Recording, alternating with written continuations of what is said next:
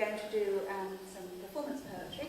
David is a local man and has been writing poetry for how long? Since I was about 7. Since he was about 7. But he's 2 actually years. only been performing it for relatively recently. So please welcome him. We're in for a lovely evening.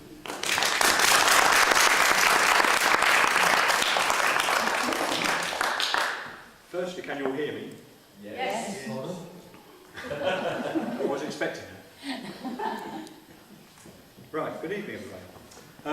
I've got to miss out this. I know just about everybody here. I've got this fantastic thing, a joke, really good joke lined up for people I didn't know. I can't say that now because I know everybody.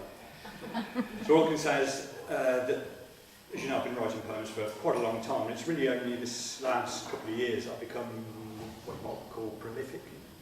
I actually write one a day now, so if I go sort of 2 or 3 days without writing one, on the next day I'll probably write 4 or 5. So it does average out about one a day. So it's not really so much talent as a disease, really. Hence the first one. I went to my doctor. My problem was plain, for I was just rhyming again and again. I had an affliction, it couldn't get worse. As each time I spoke, it came out in verse. My doctor, he listened and then shook his head. "It's all new to me, sir," he solemnly said. He said, "It will pass though, it's all in your head. Just get back on home and pop into bed." "Oh no," said my doctor, "this cannot be true. You've been here 2 minutes, now I'm rhyming too."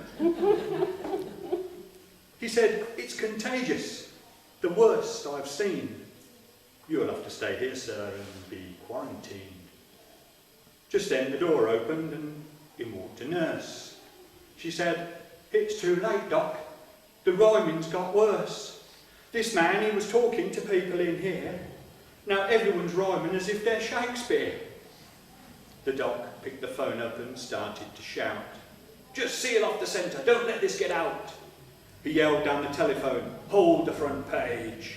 I have a story, the best in an age, for I have discovered a brand new disease. My name is Doc Air. That's one eye to ear."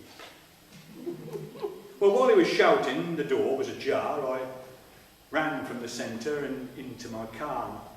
Couldn't go home though. Well, that was my guess, because they had my name and they had my address.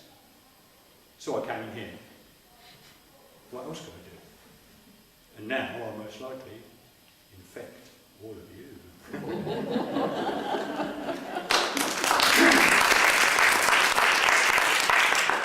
Because I really blame it all on my dad, because my dad wrote poems and I seem to have inherited that disease.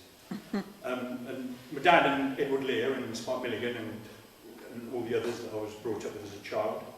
And Edward Lear and Spike Milligan mostly for the limericks, so I'll get a few of those out of the way. And start with one you probably all know, which is Champion Knitter. I knitted a poodle for fun, with batteries so it could run. My friends, they all laughed, they said I was daft, till I took it to Crufts, and it won. Now you have to imagine you discovered to your horror that you're the last man alive.